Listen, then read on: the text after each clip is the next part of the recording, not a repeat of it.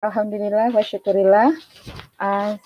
Saya sangat senang sekali diberi kesempatan yang sangat berharga ini bagi saya, karena bisa kita saling berbagi pengalaman yang saya dari Aceh, kemudian ada teman-teman mungkin yang dari seluruh Indonesia juga ya.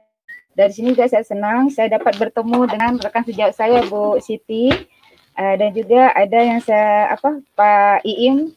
Salam kenal dari saya. Baiklah, sekarang saya ini akan berbagi ilmu, akan berbagi sharing lagi kepada teman-teman. Teman-teman, ya pada masa tema kali ini yaitu pembelajaran di masa pandemi COVID-19 yaitu di Aceh, yaitu pada TKS Alat, yaitu Desa Palulada, Kecamatan Dewantara, Kabupaten Aceh Utara di Provinsi Aceh. Next, nah saya ini di Provinsi Aceh itu merupakan provinsi paling ujung barat. Nah di sini kenapa di sini ada saya Aceh Leng Sayang. Aceh Leng Sayang itu Aceh yang saya sayangi. Nah di Aceh itu banyak beragam macam budaya dan tradisi yang sangat kental. Itu ada di sini Masjid Baitur Rahman, yaitu ada salah satu masjid kebanggaan dari masyarakat Aceh. Kemudian juga ada Tari Saman yang merupakan tari juga kebanggaan Aceh yang sudah terkenal di seluruh dunia.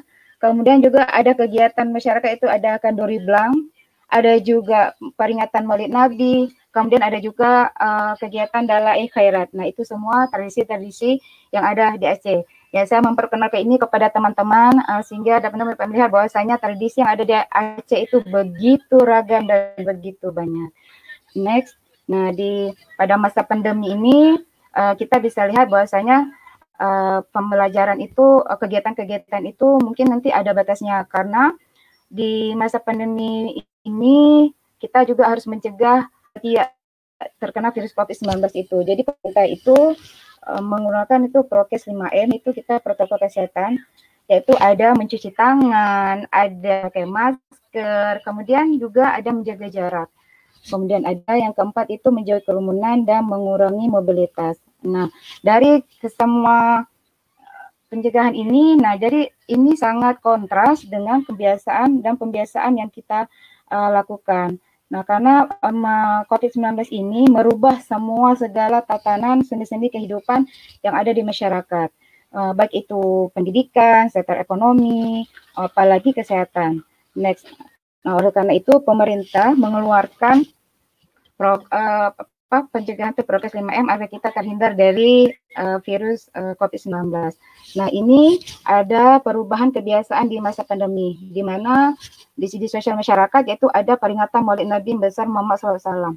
Kalau di Aceh, teman-teman, itu perayaan Maulid Nabi itu kita berlangsung itu selama 4 bulan. Nah, selama 4 bulan itu biasanya juga di masyarakat maupun di sekolah itu kita merayakannya secara besar-besaran ya. Nah, tapi selama pandemi ini jadi peringatan ini tetap dilakukan tapi dengan secara sederhana ya. Nah, di mana Maulid ini kita berkumpul, kemudian kita memasak, membawa nasi ke masjid, kemudian kita makan bersama-sama, kemudian mendengarkan ceramah. Nah, pada masa pandemi ini hal tersebut kurang dilakukan, tidak bisa dilakukan karena berkumpul, kemudian jadi makanya di masa pandemi ini hal ini ada yang dilakukan juga ada yang tidak. Kalaupun dilakukan sesuai dengan protokol kesehatan. Dan yang selanjutnya adalah kegiatan Kenduri Blang. Nah, Kenduri Blang ini yaitu masyarakat ini Kenduri Blang itu kegiatan perayaan bahwasanya tanda dimulainya musim tanam padi di Aceh. Nah, kalau kita mau super penting, nah itu para masyarakat itu dia masak di tempat itu masak bersama-sama, kemudian makan bersama-sama. Nah, mungkin pada masa pandemi ini kegiatan ini juga dilakukan, tapi sesuai dengan prokes kesehatan. Next. Jadi budaya-budaya yang kita lakukan, pembiasaan-pembiasaan yang kita lakukan ini juga harus kita sesuaikan dengan protokol kesehatan yang ada dari pemerintah. Nah, dari kesemua itu dari sektor ekonomi, sektor kesehatan. Nah, salah satu yang terkena juga adalah kita sektor pendidikan. Nah, di mana di sektor pendidikan itu terjadi perubahan yang sangat besar, yaitu dari pembelajarannya, dari semuanya itu terjadi perubahan yang sangat besar. Nah, jadi karena itu kita sebagai sekolah, kita sebagai insan pendidikan itu juga tetap namanya pendidikan tetap harus berjalan, di mana kita harus memiliki prinsip bahwasanya tetap kita harus membantu peserta didik untuk mengembangkan potensi yang dimilikinya. Ya, sesuai dengan minat dan bakatnya. Kemudian kita mengutamakan kesehatan, keamanan, dan keselamatan dalam pembelajaran. Itu juga hal yang paling utama. Kemudian juga ada menyesuaikan dengan karakteristik anak, infrastruktur wilayah, dan perekonomian peserta didik. Selanjutnya, yaitu kita juga harus menerapkan pembelajaran yang kreatif, kolaboratif, dan komunikatif. Sehingga anak-anak itu walaupun pada masa pandemi ini, tapi tetap mendapatkan pembelajaran, tetap mendapatkan pendidikan yang memang merangsang minat dan bakat mereka. Kemudian yang terjadi yang selanjutnya adalah menjalin kolaborasi dengan orang tua dan peserta didik dalam mewujudkan pembelajaran jarak jauh. Next, pada masa pandemi ini, maka pemerintah ada pendekatan itu pembelajaran pelaksanaan pembelajaran jarak jauh. Nah, di TKS Al-Alaq itu pelaksanaan pembelajaran itu dilakukan secara daring dan luring. Kenapa seperti itu? Karena kita terkait juga dengan kemampuan dari didiknya. Kadang ada juga yang dia tidak memiliki gadget, kemudian kemudian orang tua yang masih kesulitan dalam menggunakan gadget. Nah, maka itu kita secara daring dan luring. Next, kegiatan ini juga disesuaikan dengan RPP juga guru. Kemudian RPP itu ya berorientasi kepada anak. Nah, ini adalah contoh kegiatan belajar dari rumah atau BDR yang saya lakukan di TKS Al-Alaq. Ini salah satu murid saya. Nah, di sini ada ada Atifa yang sedang mengelompokkan benda yang ada di dapur. Nah, kemudian ada dia sedang mengangkat jemuran. Di sini kegiatan pembelajaran itu memang kita create, kita setting itu bagaimana caranya memanfaatkan lingkungan belajar yang ada di rumah untuk menstimulus perkembangan dirinya. Karena itu saya juga merancang RPP yang merangsang ada kegiatan motoriknya, kemudian kognitifnya, kemudian juga ada sensori motornya juga seperti itu. Nah, di sini juga di dalam sini kita bisa lihat adanya kolaborasi antara orang tua dengan anak. Ya, di sini jadi orang tua, ayah dan ibu berperan sangat penting untuk mendampingi anak dalam pembelajaran daring. Nah, di sini ada seorang ayah yang sedang membacakan buku cerita. Di sini ayahnya sedang mengenalkan huruf kepada Atifa. Dan satu lagi sini juga ada orang tua ibu yang sedang mendampingi anak dalam pembelajaran daring. Next, di sini kita bisa lihat bahwasanya walau di masa pandemi ini bahwasanya keterlibatan orang tua itu sangat-sangat penting karena mereka pengganti kita guru yang biasanya kita yang ngajarkan di depan, sekarang orang tua yang mendampingi anak-anak di rumah. Nah, selain itu hambatan-hambatan dalam pelaksanaan pembelajaran jarak jauh itu begitu banyak ya. Ada faktor ekonomi, karena setiap peserta didik itu kan berbeda-beda. Jadi terkadang ada anak yang tidak bisa mengikuti secara daring, maka kita menggunakan secara luring. Ya, di sini kami memberikan tugas-tugas anak itu secara daring itu prosesnya orang tua itu kami memberikan RPP kepada orang tua itu selama 1 minggu. Nah, kemudian nanti kita memberikan tugas, itu terserah teman-teman peserta didiknya berpilih yang mana. Dalam 1 minggu itu mereka dapat memilih 1 kegiatan, silakan. Mau 2 kegiatan juga silakan. Nah, nanti sesudah itu tugas kegiatan tersebut dikumpulkan pada 1 minggu kemudian, terus sebagai portofolio kami. Nah, kemudian di sini hambatan yang kedua adalah di sini ada kemampuan guru dan orang tua dalam menggunakan gadget dan teknologi. Nah, di sini faktor guru dan orang tua dalam pembelajaran daring juga suatu hambatan. karena memang penggunaan teknologi dan gadget itu harus memang terus diasah. Nah, kemudian ada kesulitan guru dalam mengkomunikasikan pesan pada orang tua murid. Nah, di sini memang dituntut kita sebagai guru itu memiliki kemampuan komunikasi yang baik dengan orang tua. Sehingga pesan yang kita sampaikan kepada orang tua itu akan jelas dan sampai kepada mereka. Dan satu lagi, kemudian ada jaringan internet. Nah, di sini kalau di wilayah kami, terkadang jaringan internet itu tergantung wilayahnya. Karena kalau di daerah yang internetnya lancar lah. Tapi kalau internetnya juga nggak lancar, jadi tidak lancar, putus-putus gitu jaringannya. Jadi tergantung sinyal. Nah, ini merupakan kendala besar. Apabila kita melakukan pembelajaran secara daring, nah itu tidak akan berjalan. Nah, kemudian ada kemampuan orang tua dalam mendampingi anak. Pada masa PJJ ini begitu banyak keluhan orang tua sampai kepada kami, aduh Bu Ningsi kenapa pusing saya dengan pelajaran ini, kenapa ya susah sekali gitu. Kemudian kalau pendidikan anak usia dini itu umurnya kan baru sekitar 4-6 tahun. Nah, kebanyakan orang tua itu tidak sabar dan membimbing, mengajari anaknya sendiri dalam pembelajaran. Nah, di situ orang tua mengetahui bahwasanya begitu susahnya ya itu mengajari anak usia dini itu untuk mengerti dalam sesuatu hal, untuk mengajarkan sesuatu hal, maka dibutuhkanlah kesabaran, saya bilang, dibutuhkan kesabaran, keikhlasan, saya bilang. Nah, di sini orang tua itu banyak berkeluh kesah kepada kami. Nah, ini salah satu juga hambatan dalam pelaksanaan PJJ. Next, karena itu kami sebagai dewan guru juga salah solusinya itu kadang kami memberi pengertian kepada wali murid bahwasanya kalau untuk mengajarkan anak seperti ini. Jadi kita juga berbagi sharing tips kepada orang tua bagaimana cara mengajarkan pembelajaran kepada anak. Nah ini kemudian itu secara daring. Kemudian kami di Aceh juga pada awal semester 2 itu kami sudah melaksanakan pembelajaran tatap muka karena kami berada di zona yang membolehkan kami membuka pelajaran tatap muka. Di sini ada terutama sekali yaitu kita memang sekolah itu harus mempunyai infrastruktur. Itu sudah menentukan salah satu syarat bahwasanya harus mempunyai tempat ada masker, wastafel, kemudian sanitizer, kemudian ada bahwasanya juga kita mensosialisasikan tentang pencegahan COVID-19 kepada warga sekolah.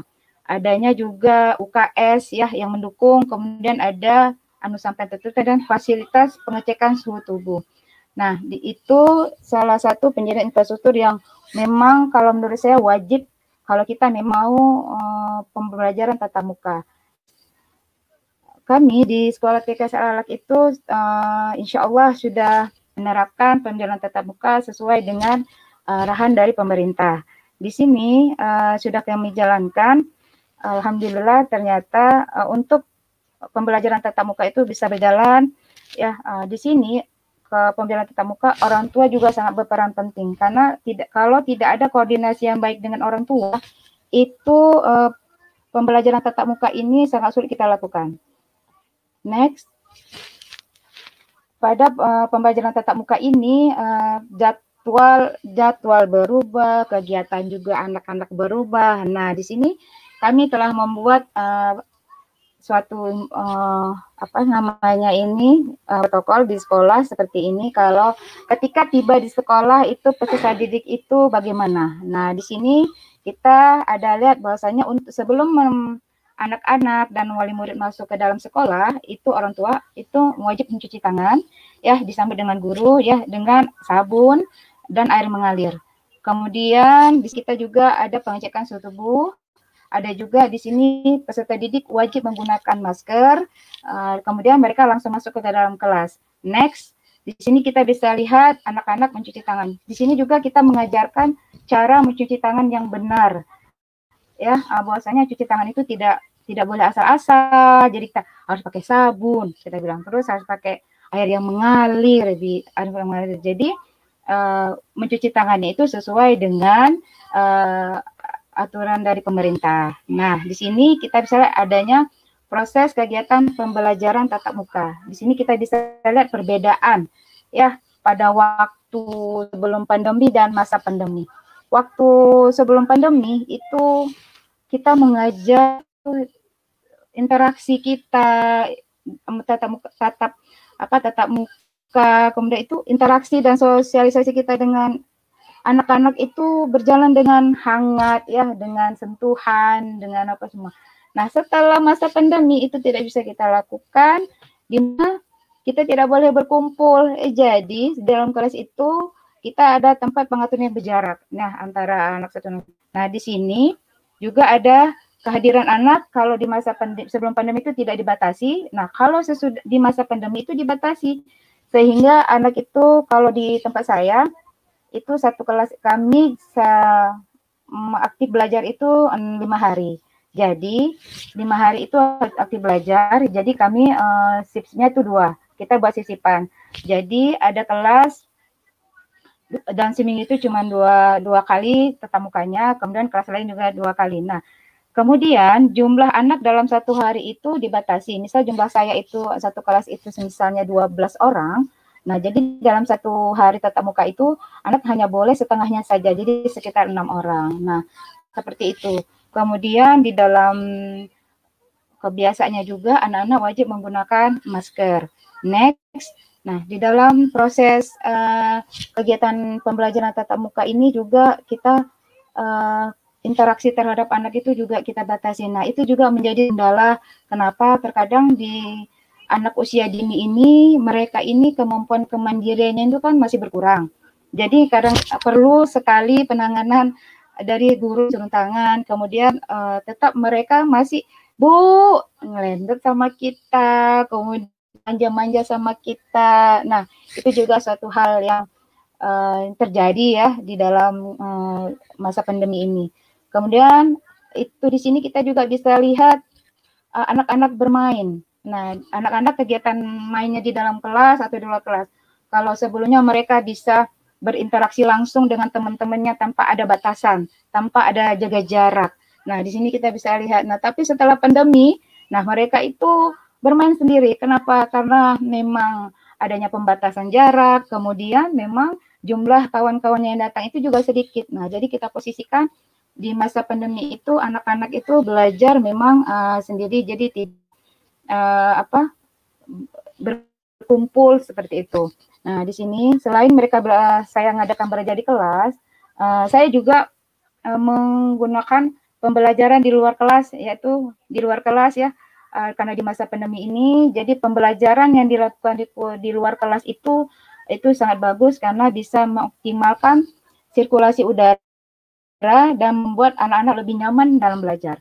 Anak-anak apabila kita mau belajar di luar itu sangat-sangat senang karena memang di luar itu mereka bisa mengeksplor ya, bisa bebas mereka berkreasi. Ya, di sini kita bisa lihat anak-anak berkreasi walaupun dengan batasan-batasan yang ada, tapi tetap kita sebagai guru itu tetap harus mengedepankan potensi anak itu kita kembangkan, yaitu minat dan bakatnya, kemudian gaya belajarnya, sehingga kita dapat memaksimalkan potensi yang ada pada diri anak. Next, di sini saya sangat senang waktu anak-anak itu belajar bersama saya dulu. Kita masih normal itu, aduh, saya berindu sekali. Kenapa saya bilang di sini hal yang paling dirindukan adalah belajar kami secara normal.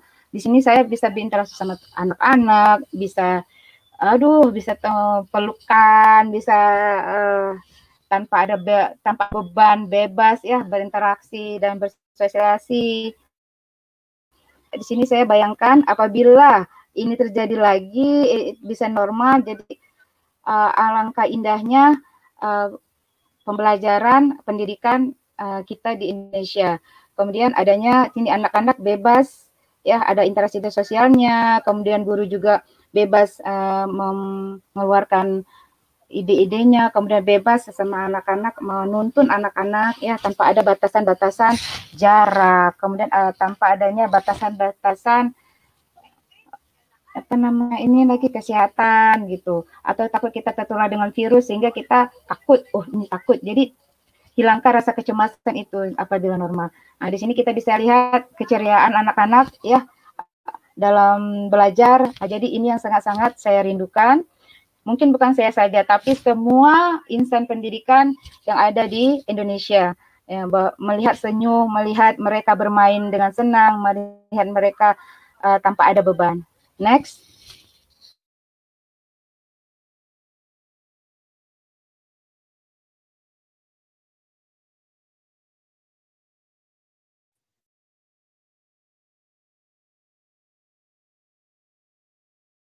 Itu teman-teman sangat kita rindukan. Nah, next. Untuk mewujudkan suatu peserta didik yang sangat kreatif, sangat inovatif. Nah, itu dibutuhkan kemampuan kita ya sebagai guru untuk dapat melihat minat dan bakat dari anak. Nah, di sini kita juga saya berharap sebesar apapun hambatan dan rintangan kegiatan mengajar tetaplah terlaksana karena belajar itu bisa di mana saja. Karena untuk demi mewujudkan profil pelajar Pancasila. Nah, semoga di masa pandemi ini cepat berakhir ya. Itu impian kita bersama. Oke, itu saja dari saya. Terima kasih dari Aceh. Mungkin bisa diceritakan Bu Ningsi dan Bu Isti bagaimana kondisi terkini, apa sih yang paling berat yang dialami di masa pandemi ini, dan bagaimana Bu Ningsi dan Bu Isti sama-sama keluar mencari solusi dari permasalahan itu. Boleh Bu Ningsi? Silakan. Baik Bun, kalau yang paling hambat itu ya sebenarnya perubahan cara belajar. Jadi dari yang tatap muka, kemudian tiba-tiba kita ke PJJ. Nah, itu memerlukan waktu ya. Kita perlu dari orang tuanya perlu belajar, muridnya apalagi gurunya, terutama gurunya dulu. Nah, jadi karena perpindahan dari tatap muka ke PJJ itulah yang hambatan yang paling besar di salah satunya. Nah, di sini juga penggunaan aplikasi, Bun. Di sini karena tidak semua itu memang satu hal yang paling sangat pokok karena saya terus terang banyak kawan-kawan juga kalau dalam penggunaan IT itu masih sangat kurang kita gunakan. Jadi begitu kena daring, begitu kena PJJ, nah mau nggak mau kita guru ini harus belajar. Jadi harus mencari ilmu terus. Jadi biar jadinya nggak bisa menjadi bisa. Nah itu salah satu kendalanya. Kemudian juga dari orang tua, Bun. Orang tua banyak sekali ngeluhnya. Mereka merasa, ya Allah ternyata susah kalau mengajarkan anak usia dini itu. Jadi tidak segampang yang mereka pikirkan. Nah itu salah satu pelajaran yang saya dapat dari orang tua. Jadi di sini juga orang tua juga menjadi aware kepada kita ya, guru PAUD, bahwasanya mendidik anak usia dini tidak semudah yang mereka bayangkan. Karena Bun, kalau di sekolah mereka mendengarkan kita, tapi begitu di rumah mereka disuruh tidak mau. Jadi begitu mengerjakan tugas yang dari kita, dari yang BDR nih, mereka Bu ini gimana dia tidak mau tidak mau mengerjakan RPP yang ibu kegiatan main yang ibu berikan. Nah, itu baru dihubungi lagi kita guru kelasnya. Ibu melalui dengan suara kita baru anak-anak itu mau belajar. Tapi dengan orang tuanya mereka tidak mau. Mereka selalu bilang, tapi kata Bu Nisi begini, tapi kata Bu Nisi. Nah, disitulah orang tuanya. Jadi omongan orang tuanya itu apa ya Bun? Masih kalah dengan suara bu gurunya gitu. Iya. Jadi jadi orang tua di situ ngeluhnya di situ. Jadi tapi dengan pandemi ini juga mungkin kita dapat mengambil hikmah ya Bunda ya, bahwasanya silaturahmi bahwa kedekatan antara anak dengan orang tua itu dalam proses pembelajaran itu terjalin. Nah, di situ kita bisa lihat orang tua bisa aware lah kepada guru-guru, terutama guru TK itu bahwasanya pembelajaran yang dilakukan di sekolah itu tidak hanya bernyanyi-nyanyi saja, tetapi untuk membentuk suatu karakter anak menuju ke karakter yang baik, karakter yang kreatif yang inovatif itu membutuhkan istilahnya pengalaman atau keahlian khusus gitu. Itu aja, Bun. Baik. Ya, luar biasa ya. Guru TK nggak cuma nyanyi-nyanyi aja ya, Bu Ningsih. Guru TK yang terus belajar dan ini luar biasa. Ya, Bu Isti, mungkin dari Bu Isti gimana nih Bu Isti? Iya, Bu, terima kasih ya. Tidak jauh beda sebenarnya dengan walaupun ya, tapi kita tetap berusaha kita tetap sibuk dengan dengan kondisi istilahnya pandemi itu kita mengadakan prokes gitu. Jadi tetap mengadakan protokol kesehatan untuk bermusyawarah kita untuk bagaimana caranya anak-anak ini masih bisa tetap belajar. Kadang-kadang dari orang tua yaitu ada yang sudah dimasukkan di grup begitu, tapi dia kurang respon seperti itu. Akhirnya kita datangi ke rumahnya seperti itu. Jadi bagaimana, ada kendalanya bagaimana seperti itu. Ternyata mereka kesusahan, yaitu tadi seperti yang dikatakan Ibu Ningsih bahwa pembelajaran di TK itu sebenarnya nggak semudah yang dibayangkan orang tua seperti itu. Mereka taunya TK itu kan cuma menyanyi-menyanyi apa yang dipelajari di TK. Mereka tidak paham seperti itu sebenarnya. Yaitu tadi membentuk karakter anak itu untuk yang ke jenjang yang lebih lanjut itu. Bagaimana cara mengatasi pembelajaran anak yang tidak memiliki HP Android? Nah, ini pas banget ya buat Bu Ningsih sama Bu Isti, karena tadi ada banyak orang tua yang mungkin juga tidak memiliki HP Android. Sedangkan kita tidak boleh belajar tatap muka. Mohon solusinya, Bun. Terima kasih. Silakan, Bu Isti dulu ya. Silakan, Bu Isti. Memang ada seperti itu juga. Ada yang tadi saya katakan bahwa mereka nggak respon, akhirnya kita mendatangi dengan membawa LKS peserta didik tadi, kita sampaikan ke orang tuanya, kasih pemahaman kepada orang tuanya untuk melaksanakan pembelajaran di rumah seperti itu. Baik, Bu Ningsih, mungkin ada yang mau ditambahkan? Kalau saya mungkin kalau memang kita nggak datang juga ke rumah, tapi orang tua itu datang ke sekolah. Nah, kita itu dalam seminggu sekali itu kita membuat RPP yang untuk dibagikan ke orang tua, yaitu kegiatan yang dikerjakan selama di rumah. Itu kegiatannya itu kita buat selama pilihan itu selama untuk 1 minggu. Nah, di situ orang tua datang ke sekolah dengan protokol kesehatan.